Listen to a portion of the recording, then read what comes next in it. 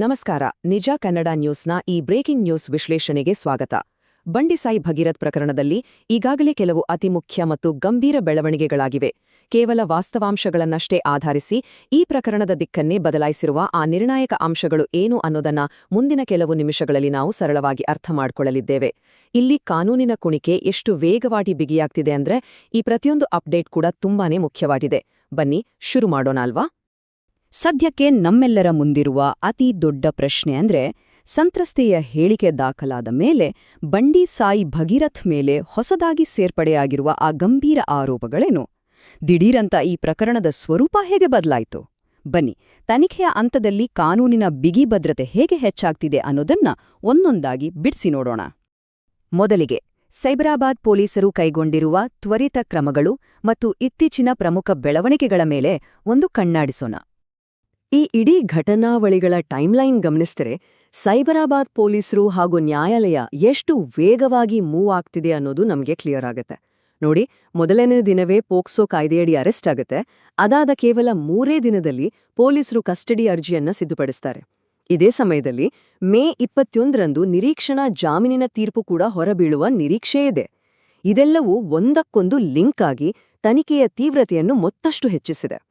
Arrest ಆದ 3 ದಿನಕ್ಕೆ ಸೈಬರಾಬಾದ್ ಪೊಲೀಸರು ಈಗ ವಿಚಾರಣೆಗಾಗಿ ಕಸ್ಟಡಿಗೆ ಪಡೆಯಲು ಅರ್ಜಿ ಸಲ್ಲಿಸಲು ಭರ್ಜರಿ ಸಿದ್ಧತೆ ನಡೆಸ್ತಿದ್ದಾರೆ.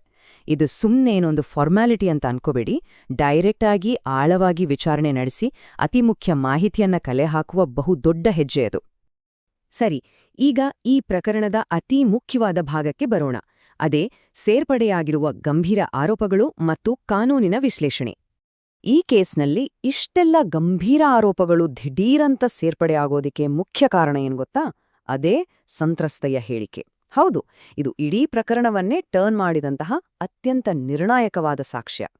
ಈ ಸ್ಟೇಟ್ಮೆಂಟ್ ಆಧಾರದ ಮೇಲೆಯೇ ಪೊಲೀಸರು ಕಠಿಣವಾದ ಬಿಎನ್ಎಸ್ ಮತ್ತು ಪೋಕ್ಸೋ ಸೆಕ್ಷನ್ಗಳನ್ನ ಪ್ರಕರಣಕ್ಕೆ ಸೇರಿಸಿರೋದು. ಈ ಕಾನೂನು ಪದಗಳು ಕೇಳೋಕೆ ಸ್ವಲ್ಪ ಕಷ್ಟ ಅನ್ಸಬಹುದು, ಆದ್ರೆ ಇದನ್ನ ಸಿಂಪಲ್ ಆಗಿ ಅರ್ಥ ಮಾಡ್ಕೊಳ್ಳೋಣ. ಒಂದು ಕಡೆ ಬಿಎನ್ಎಸ್ ಸೆಕ್ಷನ್ 64 ಸಬ್ಸೆಕ್ಷನ್ 2 ಎಂ, ಇದು ಪುನರಾವರ್ತಿತ ಅತ್ಯಾಚಾರದ ಆರೋಪಕ್ಕೆ ಸಂಬಂಧಿಸಿದ್ದು. ಇನ್ನೊಂದು ಕಡೆ ಪೋಕ್ಸೋ ಕಾಯ್ದೆಯ ಸೆಕ್ಷನ್ 5 ಅನ್ನ ಸೆಕ್ಷನ್ 6 ಜೊತೆ ಓದಲಾಗುತ್ತೆ. ಅಂದ್ರೆ ಇದು ಉಳ್ವಣಗೊಂಡ ಒಳನುಗ್ಗುವಿಕೆಯ ಲೈಂಗಿಕ ದೌರ್ಜನ್ಯ. ಈ ಸೆಕ್ಷನ್ಗಳೇ ಸಾಕು ಪ್ರಕರಣ ಎಷ್ಟು ಸೀರಿಯಸ್ ಆಗಿದೆ ಅಂತ ಹೇಳೋದಕ್ಕೆ. ಈ ಎರಡೂ ಪ್ರಬಲ ಕಾಯ್ದೆಗಳನ್ನ ಒಟ್ಟಿಗೆ ನೋಡಿದಾಗ ಇದರ ತೂಕ ನಮ್ಗೆ ಅರ್ಥವಾಗುತ್ತೆ.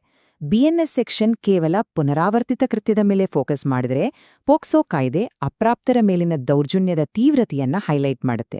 ಈ ಎರಡೂ ಕಾನೂನು ಅಸ್ತ್ರಗಳು ಒಂದೇ ಕೇಸ್ನಲ್ಲಿ ಪ್ರಯೋಗವಾಗ್ತಿದೆ ಅಂದ್ರೆ ಕಾನೂನಿನ ದೃಷ್ಟಿಯಲ್ಲಿ ಇದೊಂದು ಅತಿ ದೊಡ್ಡ ಬೆಳವಣಿಗೆ ಅಂತಾನೆ ಹೇಳಬಹುದು. ಫೈನಲಿ ಈಗ ಎಲ್ಲರ ಕಣ್ಣು ಹೈಕೋರ್ಟ್ ತೀರ್ಪಿನ ಮೇಲಿದೆ. ಮೇ 21ರ ಈ ನಿರ್ಧಾರ ತುಂಬಾನೇ ಕ್ಯೂರಿಯಾಸಿಟಿ ಹುಟ್ಟುಹಾಕಿದೆ.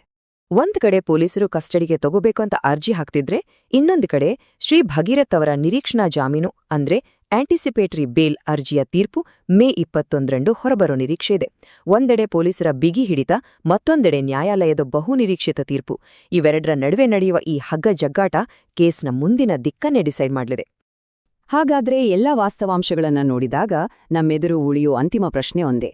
ಇಷ್ಟೆಲ್ಲ ಉಲ್ಬಣಗೊಂಡ ಲೈಂಗಿಕ ದೌರ್ಜನ್ಯ, ಪುನರಾವರ್ತಿತ ಅತ್ಯಾಚಾರದಂತಹ ಗಂಭೀರ ಆರೋಪಗಳು ದಾಖಲಾಗಿರುವಾಗ ಮೇ 21ರ ನಿರೀಕ್ಷಣಾ ಜಾಮೀನು ಅರ್ಜಿಯ ಮೇಲೆ ಹೈಕೋರ್ಟ್ ಯಾವ ರೀತಿ ತೀರ್ಪು ನೀಡಬಹುದು? ಕೋರ್ಟ್ ಈ ಹೊಸ ಆರೋಪಗಳನ್ನ ಹೇಗೆ ಪರಿಗಣಿಸುತ್ತೆ? ಈ ನಿರ್ಧಾರದ ಮೇಲೆ ಇಡೀ ಪ್ರಕರಣ ನಿಂತಿದೆ. ಮುಂದಿನ ಅಪ್ಡೇಟ್ಸ್ಗಾಗಿ ನಾವೆಲ್ಲರೂ ಕಾದ್ ನೋಡ್ಲೇಬೇಕು. ಈ ವಿಶ್ಲೇಷಣೆಯನ್ನ ವೀಕ್ಷಿಸಿದ್ದಕ್ಕೆ ಧನ್ಯವಾದಗಳು.